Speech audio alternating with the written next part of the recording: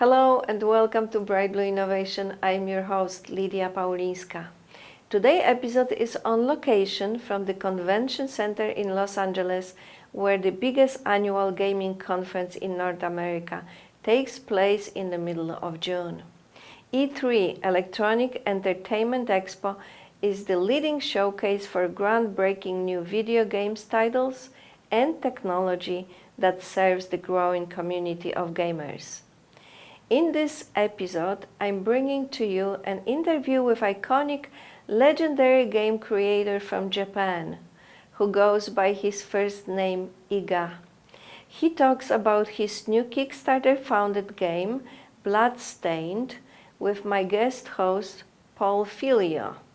Additional interviews include Paul talking with the lead developer of Control, also being published by 505 Games. And I talked to the head of development team of Mutant, based on the Scandinavian story which is being published by Funcom. Following interviews, we visit new game titles on the market, Table Tiles, Call of Guardians, and DisaplayLink. I hope you enjoy the show.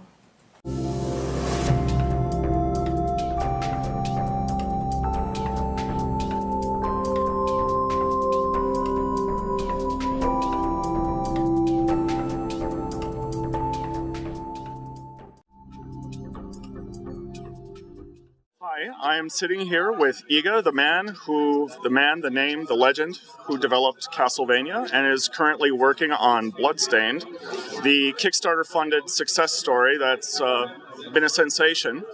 And we're here with the publisher 505 Games, who is helping them bring it to life, bring it to the world. What I'd like to find out first is, what was the inspiration, besides all the development history with Castlevania, that helped inspire the creation of Bloodstained? ブラッドステインドはですね、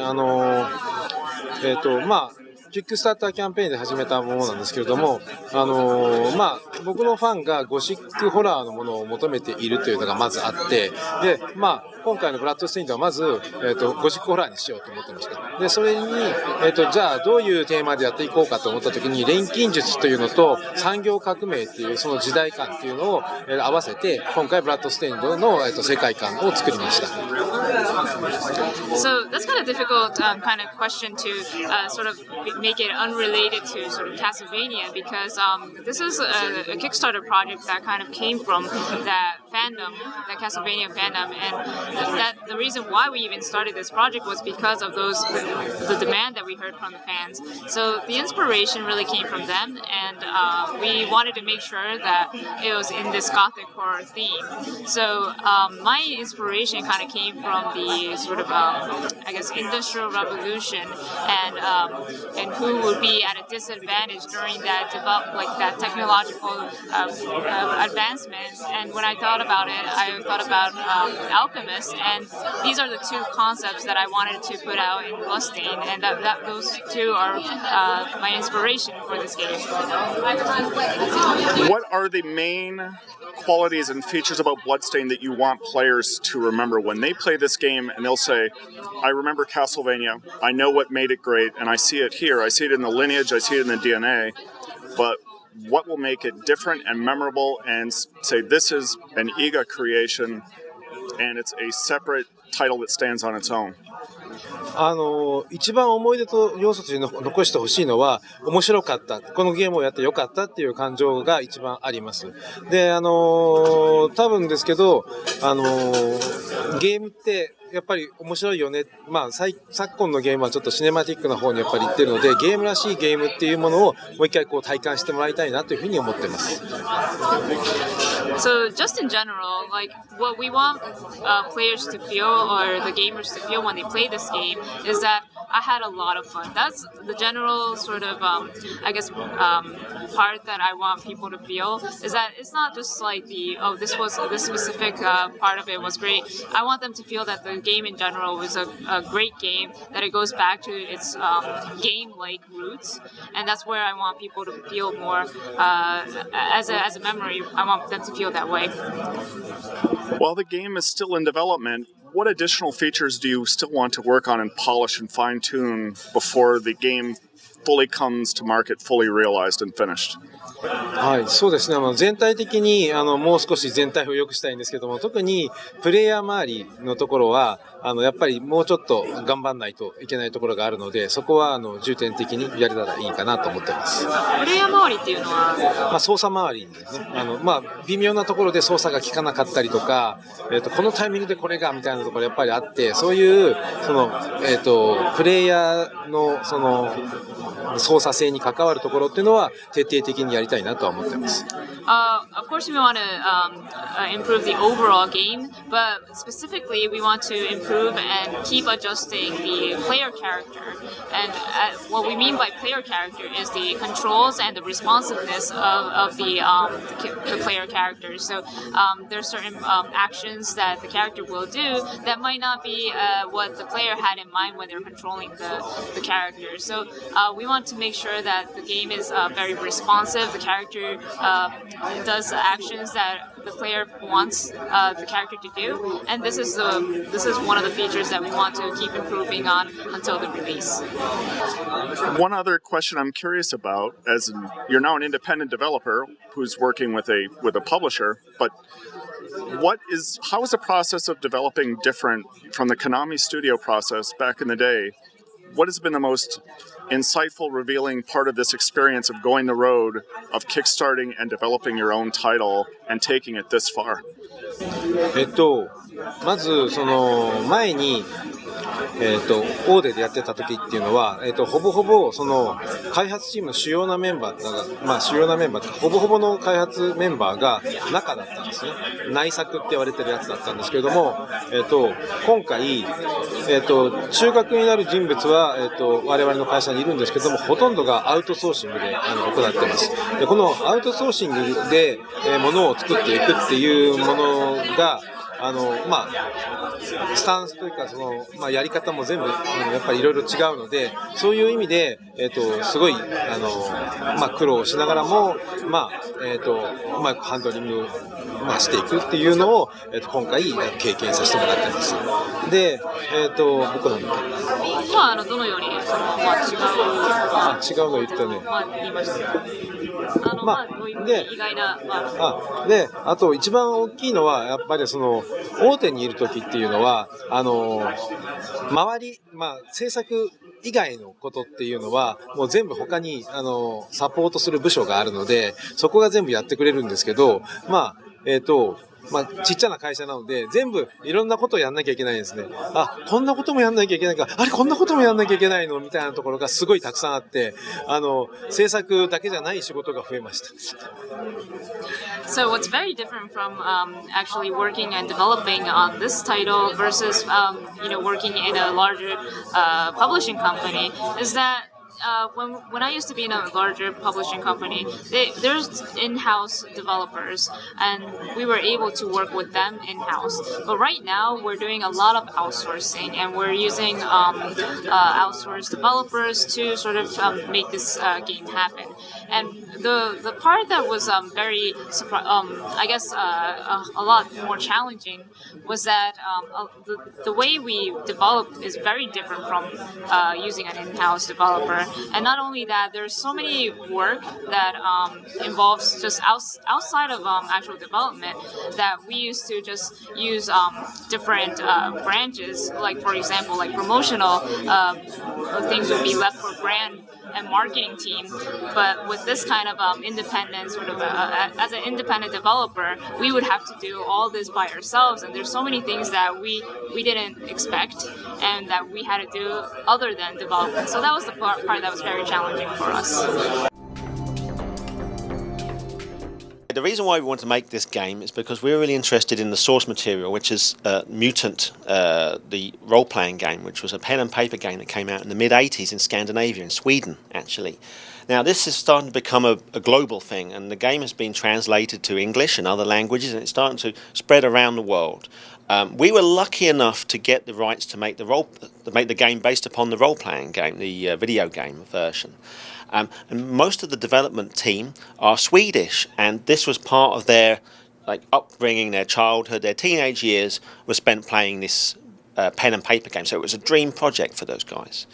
The game itself is based 250 years or so after the end of the human race, and it's in a world that's been reclaimed by nature.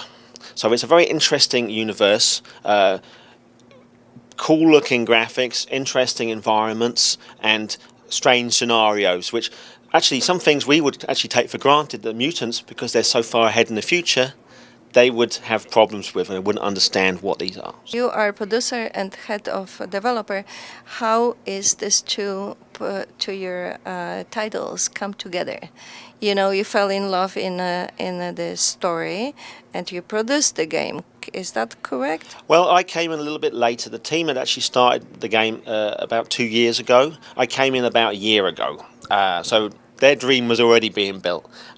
But it's been a big privilege to work on this. I mean, I came in, I used to work at another company called IO Interactive for Hitman, and I came into this company last year, around about this time actually, about almost a year ago now. It was a big surprise to me to see such a cool game being developed by such a small studio. The studio is about 11, 12 people, and I was automatically super surprised when I saw how great it was looking already at that point. So when the game will be released? Coming out later this year. I can't give you an exact date, but it'll be definitely later half of this year. Is the story that you mentioned actually popular in Scandinavian? Oh, the book. Yeah, the books, they are amazingly popular. And actually, I'm at different meetings, games, conventions, and so forth, and grown men from other developers come up and they shake my hand and they say, I'm really excited about this game. And it's like, okay, and because they grew up with the books, so it's a part of their childhood or their teenage years. We actually have the original manuscripts here from the original book. What about some technical characteristic of the game? Okay, well, it's coming out on PC, PS4 and Xbox One, and we develop it on the Unreal 4 engine. The team really like that engine because it's very versatile and it looks beautiful when we make the game. As you'll see later when you look at the gameplay, you'll find that a very, very beautiful thing to. This is Table Tiles. It's a simple wagering and resource collection game where players make bets on what tile is going to be flopped from a stack of cards, similar to Texas Hold'em poker. And there's also a second phase of the game where players collect rewards for how many tiles they own in the game. It's played in 4 rounds. The first phase of each round is players will place tiles on their wager card to indicate what type of tile they think is going to be flopped out of the wager stack, which is the first stack of tiles. If, for example, a sword is revealed from the wager stack, and I put any tile on a sword, I would collect 1 single payment for that because it's the most common tile, so it's the least risky. We go around the table doing the same thing, and when everybody has collected their resources, we flip the resource stack, which pays people based on the tiles they own. There's 3 different tiles in this game. There's common, uncommon, and rare. And for this particular set, we have swords, birds, and mountains. It's a game that learns in 2 minutes, plays in 10. It's really meant to be played outdoors or in places where you don't have a lot of space to play a game. Or if you're in a nice little environment where you're just kind of waiting for your friends to show up for a game night, you have like 10 to 15 minutes to do a quick thing or two. It's really fun. We've been getting a lot of great feedback here at E3, and it's a really good game of light probability and a little bit of strategy and just a wee bit of luck. So today we're going to check out Call of Guardians for you. This is Helvia in the game. She is a lieutenant in the army, sharpshooter extraordinaire. As you can see, lovely. She's got enhancement goggles to be able to see things down the way. Beautiful cosplay presented today. But we're going to check out the game for you right now. Hop into a match. So this is a very fast-paced MOBA-style action-adventure game with card elements to it where you're going to cast spells, summon units, and do whatever it takes to be able to bring down your opposing army on the other side. So as you can kind of see right now, Dr. C is what Helvia is playing. He is a member of the Plague. There's 3 factions to the game. She's trying to take down the gate of the guard and get to their core using spells, units, whatever it takes, the Doctor's own personal weapons and potions to be able to get through that gate to the core, blow it up, win, push forward for the Plague. But because the hero is the cursor, you'll have moments where the hero dies and enters a ghost form, like you see. You're able to kind of reposition and take the other enemy by surprise from time to time. There's also a center contention point where you're able to fight it out with the main other hero in order to gain an advantage over them, whether it be speed, quicker attacks, to be able to further your cause on the battlefield. As you can see, some of the gameplay happening behind me. Michael, tell us a little bit about what you do at 505 Games. Tell me about the development that you're doing behind Control. Let's get started with a little bit of that information first. Right, so I work at Remedy Entertainment as the game director for a new game called Control. What influenced the development? What sort of influences culturally when you see the trailer, the trailer that was shown at the PlayStation 4 E3 press conference? What sort of influences are involved in it? It looks like something that you would see with, say, like Poltergeist, a little bit of science fiction there, a little bit of some classic sci-fi look and feel to that. Explain what drove the creation of this to the point where it is right now. Right, so, Control is a supernatural action adventure, which is played in third person. It's kind of a thing that we do at Remedy Entertainment, and all of our past games have followed that kind of tone and style. So Control started with the thinking that we wanted to, unlike in our previous games, we wanted to create a compelling, interesting world, which is full of mystery and supernatural phenomena, things to uncover and so on. There's this kind of a shroud of mystery around everything, and it's then up to the player to kind of figure out what's the truth behind all of that mystery. And we started from that place, like first creating an interesting world, and then we asked the question, like, okay, what kind of stories can we actually tell within this world?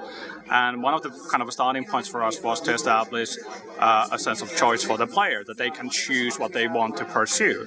And there is a main story arc, which we are known of doing, and all of our games kind of focus on the story.